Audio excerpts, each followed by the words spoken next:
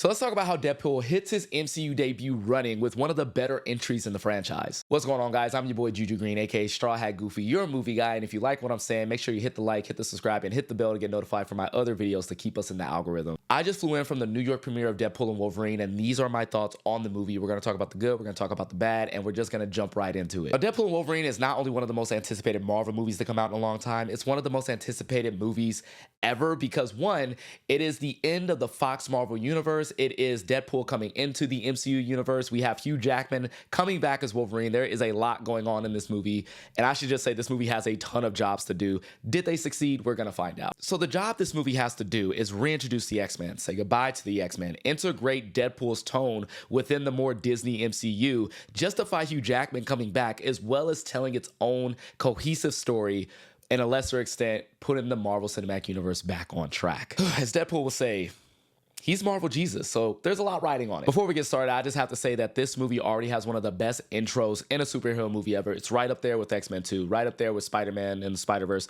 right up there with Deadpool 2. Like, it's absolutely incredible, and I feel like you guys won't disagree once you see it. Now, the big question on everybody's mind is this a cameo movie? Well, before we can get to that, we really do have to see if it nails its titular characters of Deadpool and Wolverine. Both characters have their own things going on. Obviously, we have a lot of carryover of Deadpool's story from Deadpool's 1 and 2, so I'm happy to see that they didn't forget what happened. We see a lot of his family come into play. We're talking about Vanessa, Dopinder, Colossus, Blind Out. Everybody's here.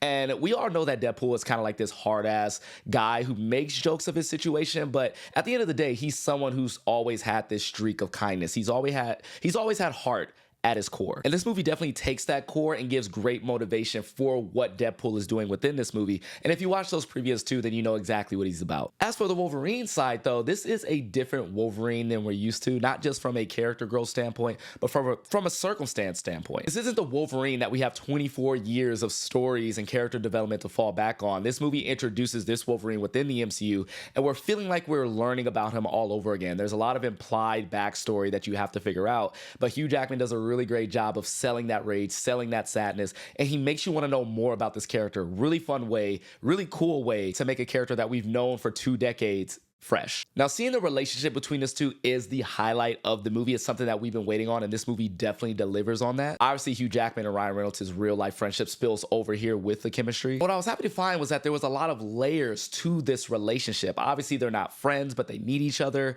They kind of know of each other, and they kind of like resent each other for what they know. They don't like each other. They need each other, and that's always an interesting dynamic to share when it comes to two heroes, or in, both of their case, two anti-heroes. Wolverine is a reflection of what Wade wants to be, but Wolverine doesn't see himself as what Wade sees him, and he's kind of like finding Wade a little bit annoying with his perception of him. So with all this said, it's really great to see them build these relationships based off of what they know of each other and the mistakes that they've made. Now, I was trying not to compare this to Spider-Man No Way Home because it's another movie that has to do with the multiverse and bringing back characters that we've known for a long time, but I feel like there's no other way around this to make this thought happen. What separates this movie from No Way Home is that I feel like No Way Home dragged a little bit in the middle because it didn't have anywhere to go other than a lab where Spider-Man's trying to help bad guys. It's cool, but it's not a story that necessarily carries. I feel like Deadpool and Wolverine does this a lot better by having a story that's mostly based on a quest, which eventually turns into a buddy adventure road trip movie. And these are the type of stories that I feel like when you have a duo, especially one that's like as dynamic as this,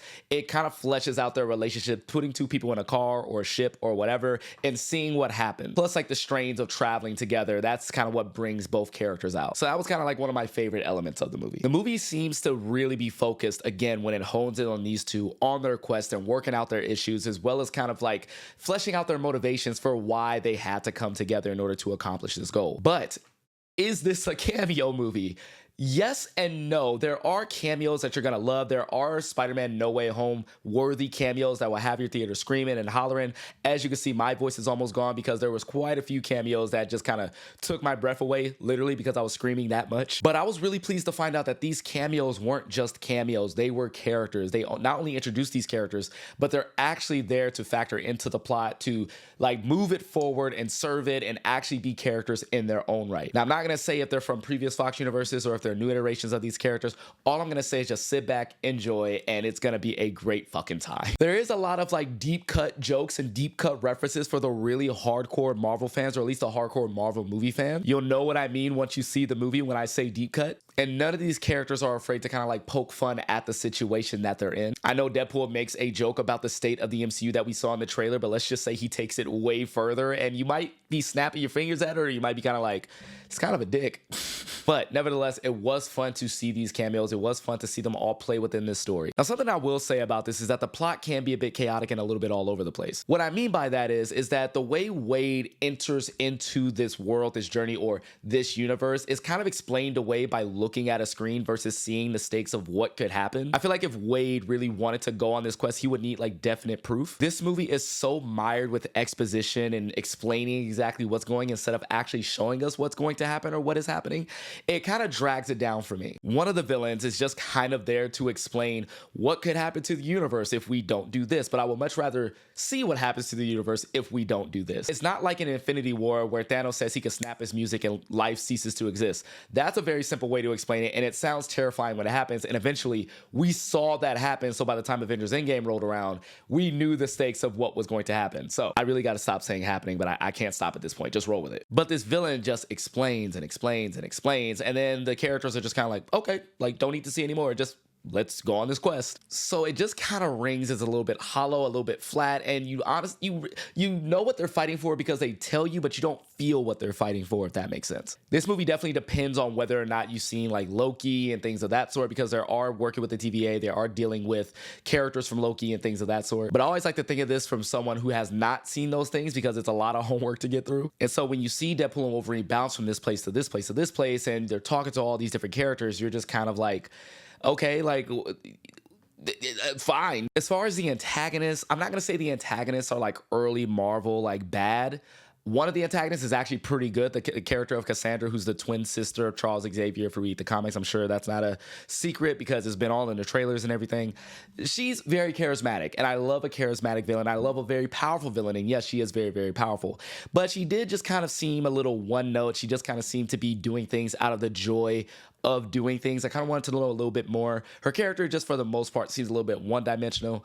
I may give her 2 dimensions, to be honest, but she's just kind of there to be the powerful villain that everybody's afraid of until she's eventually defeated. But she's just kind of like that powerful villain that everybody fears until they don't anymore and have to defeat her. There's also another villain that I won't spoil here because I think that is a big like plot twist, but to be honest, like this villain really didn't move me at all. There may be a balancing of tones that might not all the way be there as well, because the movie does try to balance this theme of friendship as well as still try to be funny, this theme of tragedy, still trying to be funny. And for the most part, like Deadpool has done this very, very well, but now you put in someone like Wolverine, who is a very tragic character, and he's like working off of Deadpool. And that dynamic between them works in these one-to-one scenarios where they're in the car, when they're like in a battle or something like that. But when it comes to actually exploring who these characters are, we get maybe 1 or 2 scenes that's really, really well done. There's a monologue that Wolverine does in a car against Deadpool that's, oh my gosh. But when it comes to actually fleshing out their characters and making us feel things, I found it hard to feel things. I don't know, it's because I was hollering at Cameos that it almost sacrificed those feelings, right? Plus, this is like some of these characters are a lot different than we know. So like we don't have those type of stories to go off of. I don't know. It just feels I don't know, maybe it was the emotional stakes that I felt were sacrificed for the cameos that were happening, so maybe a second rewatch to grab those emotional stakes is great, which I have no problem watching Deadpool and Wolverine a second time, like, kill me, right? But yeah, one can almost accuse this movie of doing what Thor Ragnarok did, and then what later Thor and Love Thunder definitely did, which was take its humor and sacrifice those emotional beats. You feel a lot, don't get me wrong, you do feel a lot because you do love these characters,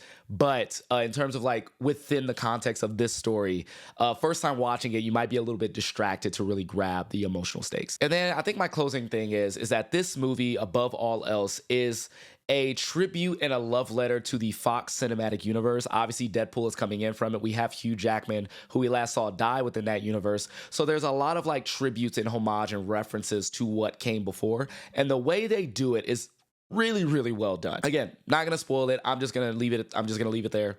Again, not spoiling anything. I'm just going to leave it there. I just think it's a great tribute to the Fox cinematic universe. But yeah, Deadpool and Wolverine, let me know.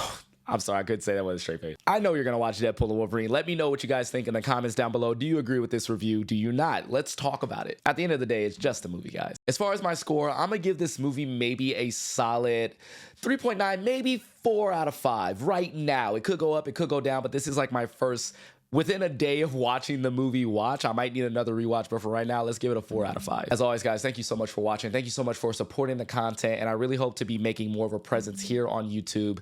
I definitely have to do it with this one, and I just appreciate you guys so much. So once again, hit the like, hit the subscribe, hit the bell to get the notified button for this video. And once again, if you like movies, can I be your movie guy?